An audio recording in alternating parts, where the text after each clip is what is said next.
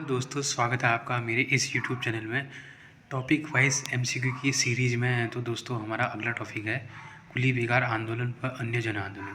तो दोस्तों जैसा कि मैंने बताया है, अगर आप कोई टॉपिक पढ़ रहे हो, आपको अच्छे से समझ में आ जाता है, तो उसका अगर आप एमसीक्यू बना करके उसको रिवीजन मारोगे तो तथ्य कहीं लंबे टाइम तक दिमाग में बैठ जाते हैं और टॉपिक का बहुत ही गहराई से रिवीजन हो जाता है। ठीक, तो आप किसी भी टॉपिक को एमसीक्यू वाइज रिवीजन करोगे तो बहुत फ़ायदेमंद होता है और आने वाले पेपर में आपका बहुत ही फ़ायदा करता है एमसीक्यू। ठीक है, आपकी प्रैक्टिस भी हो जाती है, कई चीज़ें हो जाती है। ठीक है, तो दोस्तों कुली बेगार आंदोलन व अन्य जन आंदोलन।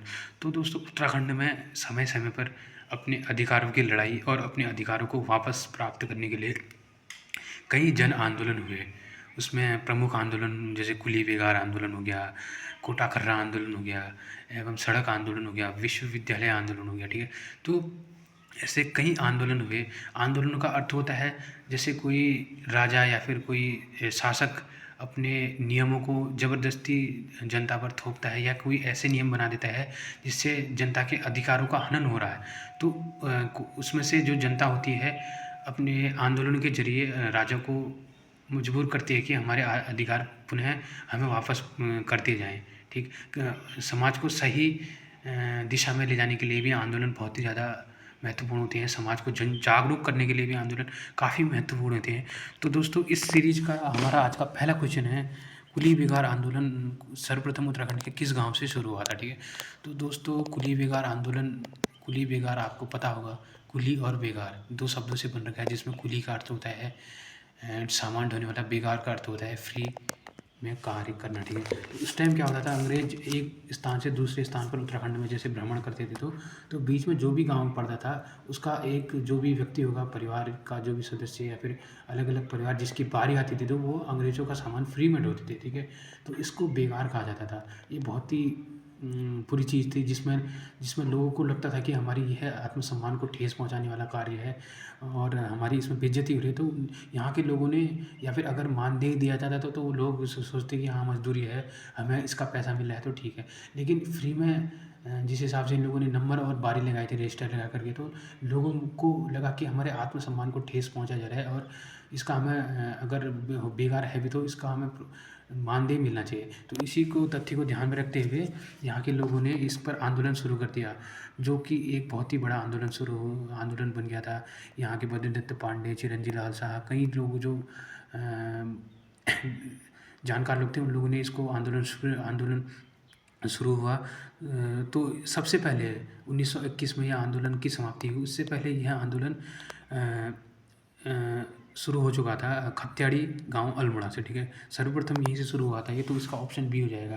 पहला ऑप्शन DD8 है, दूसरा खत्याड़ी गांव सियालदे तीसरा है और श्रीनगर पौड़ी चौथा है। ठीक है, तो दोस्तों इसका आंसर हो जाएगा तुम्हारा खत्याड़ी गांव अल्मोड़ा। ठीक है, सर्वप्रथम यहीं से शुरू हुआ था ये। यहाँ से शुरू होते होते ये 1921 में बागेश्वर के सरयू नदी के तट पर ऐतिहासिक 14 या 15 जनवरी ऐतिहासिक मकर संक्रांति के दिन यह आंदोलन समाप्त हुआ था। यहाँ पर बद्रीदत्त पांडे व उनके अन्य सहयोगियों ने इसके रजिस्टर जो भी थे नदियों में बहाकर इस आंदोलन की समाप्ति की थी। ठीक है, तो दोस्तों अगला क्वेश्चन है हमारा, कुली बेगार आंदोलन किस नदी के तट पर हुआ था? ठीक है, तो ये बहुत ही सिंपल क्वेश्चन है, आपको पता भी होगा। कुली बेगार आंदोलन बागेश्वर में यह आंदोलन की समाप्ति हुई थी 1921 14 या 15 जनवरी को। ठीक है, तो बागेश्वर सरयू और गोमती नदी के तट पर है वैसे तो, बागेश्वर से ऊपर, लेकिन जो आंदोलन समाप्त हुआ था वो सरयू नदी के तट पर हुआ था। ठीक है, तो इसका ऑप्शन हो जाएगा सी, सरयू नदी। ठीक है, अगला क्वेश्चन है दोस्तों, कुली बेगार प्रथा का अंत किस वर्ष हुआ था? ठीक है, तो मैंने पिछले वाले क्वेश्चन में भी इसका डिस्कशन कर दिया है। कुली बेगार प्रथा क्या है, क्यों यह करवाई जाती थी, किसके लिए की जाती थी, तो इस प्रथा का अंत होना ही था एक न एक दिन। तो इसी अनुसार इस प्रथा का अंत हुआ 1921 में। ठीक है, 1921 में इस प्रथा का अंत हो गया था, तो इसका आंसर ऑप्शन डी हो जाएगा दोस्तों। ठीक है दोस्तों, अगला क्वेश्चन हो जाएगा हमारा आंदोलन से रिलेटेड इस कड़ी में। तो क्वेश्चन तीसरा, टिहरी राज्य प्रजामंडल की स्थापना किस वर्ष हुई थी? तो दोस्तों ये चौथा क्वेश्चन है, गलती से तीसरा आ गया है, इसको चौथा। टिहरी राज्य प्रजामंडल की स्थापना हुई थी दोस्तों 1900 उनचालीस में, ठीक है। 1939 में टिहरी राज्य प्रजामंडल की स्थापना की थी। अब टिहरी राज्य प्रजामंडल क्या है? देखो, उस टाइम हमारे भारत में पहले से ही स्वतंत्रता की घोषणा की गई थी। उसी संबंध में रियासतों का भी एकीकरण होना था, तो टिहरी भी एक रियासत थी, ठीक है। भारत में करीबन 500 550 से ज़्यादा रियासतें थी। उनमें 1947 में आज़ादी में भारत में मिलान शुरू हो गया था, ठीक है। उनमें से भी एक रियासत थी जो टिहरी, ये भारत संघ में नहीं मिली थी, ठीक है।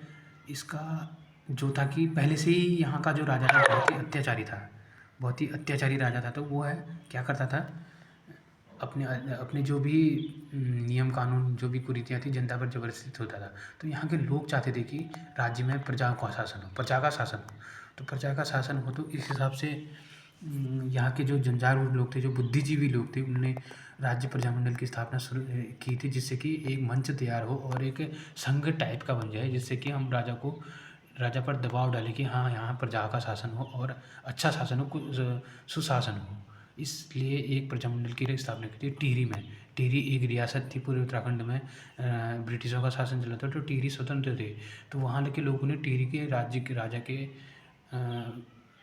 अगेंस्ट एक आंदोलन से शुरू कर दिया, क्योंकि वह अत्याचार कर रहा था, इसलिए, ठीक है। तो टिहरी राज्य प्रजामंडल की स्थापना 1939 में होगी। इसका आंसर ए सही होगा।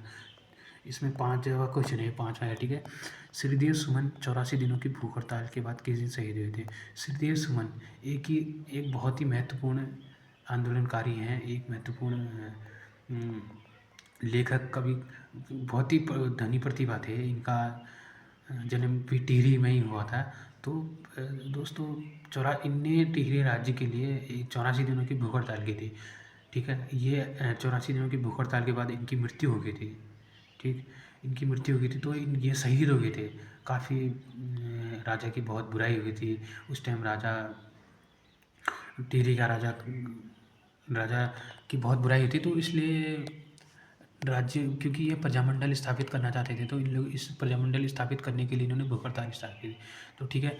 तो इनकी जो शहीद हुए थे 25 जुलाई 1944, ठीक है। तो इसका आंसर क्या हो जाएगा? सी इसका आंसर हो जाएगा 25 जुलाई 1944, ठीक है।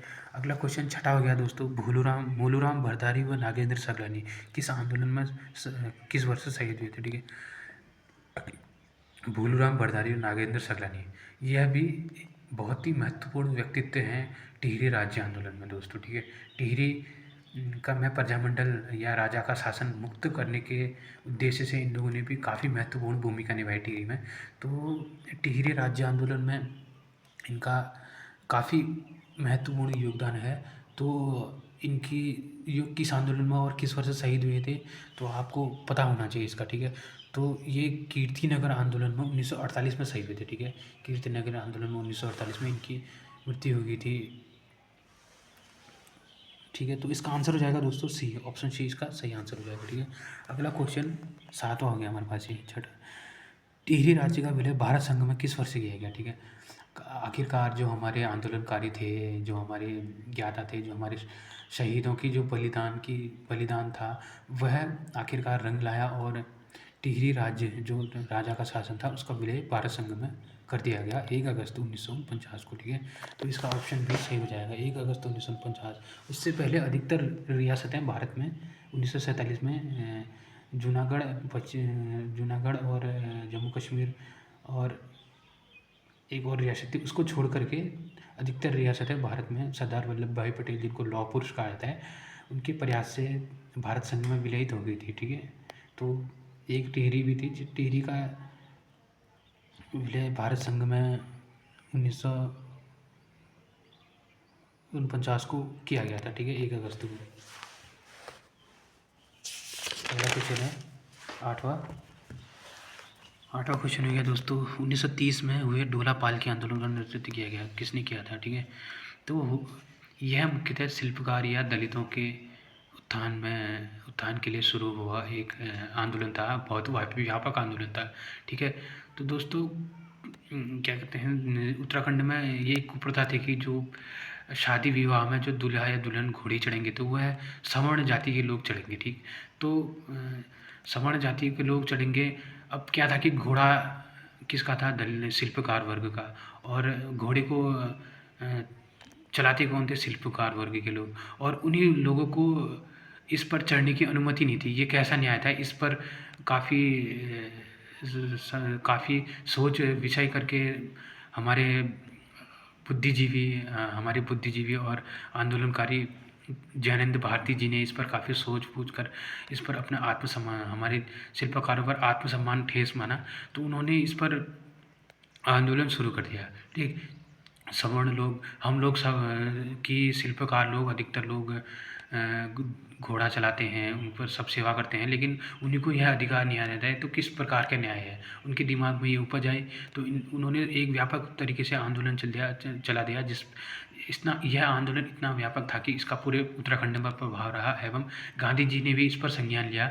गांधी जी ने भी असहयोग आंदोलन गांधी जी ने भी असहयोग आंदोलन पर उत्तराखंड में रोक लगा दी थी। अगर जब तक यहाँ पर डोलापाल के आंदोलन खत्म नहीं, समाप्ति नहीं होता, तब तक यहाँ कोई आंदोलन नहीं चलेगा। गांधी जी ने भी यह कह दिया था, तो मजबूरन इस आंदोलन को जारी करना पड़ा, और इस आंदोलन की समाप्ति से उत्तराखंड में डोलापाल की जो भी प्रथा थी शिल्पकारों के लिए भी खुल गई थी। तो इस जयनंद भारती जी का इस आंदोलन में काफ़ी योगदान रहा है, तो इसका ऑप्शन डी हो जाएगा तुम्हारा, ठीक, जयनंद भारती। अगला क्वेश्चन 9वां, उत्तराखंड में सड़क आंदोलन किस वर्ष से शुरू हुआ? ठीक है, तो दोस्तों उत्तराखंड में पहले से सड़कों की कमी थी। यहाँ दूर दराज के लोग ना अच्छी सड़कें थी, दूर दराज के लोग काफ़ी दूर दूर तक पैदल जाया करते थे। ठीक, तो उसी कड़ी में उत्तराखंड में एक सड़क आंदोलन हुआ था दोस्तों, 1940 के दशक में, लगभग 1940 में यह सड़क आंदोलन हुआ था। तो इसका ऑप्शन सी हो जाएगा।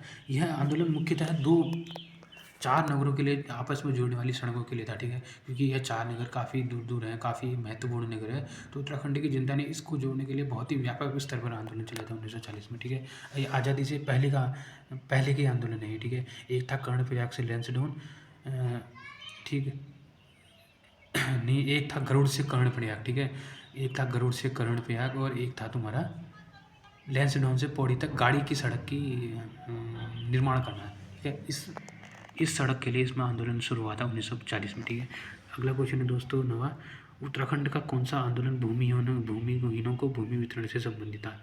ठीक, देखो उस टाइम लोगों के पास कृषि भूमि कम थी, पहाड़ों पर उतनी उपजाऊ भूमि नहीं थी, तो तराई में काफ़ी भूमि होने के कारण और जंगल होने के कारण उत्तराखंड के लोगों ने कहा कि हमें कृषि भूमि की ज़रूरत है, हमारे पास अनाज नहीं है। तो कई चीज़ें भुखमरी की, कई चीज़ों से यह भूमिहीन, कई लोगों के पास घर बनाने के लिए मकान नहीं था, कई लोगों के पास कृषि करने के लिए भूमि नहीं थी। तो इस आंदोलन का भी काफ़ी व्यापक प्रभाव रहा, और इस पर यह आंदोलन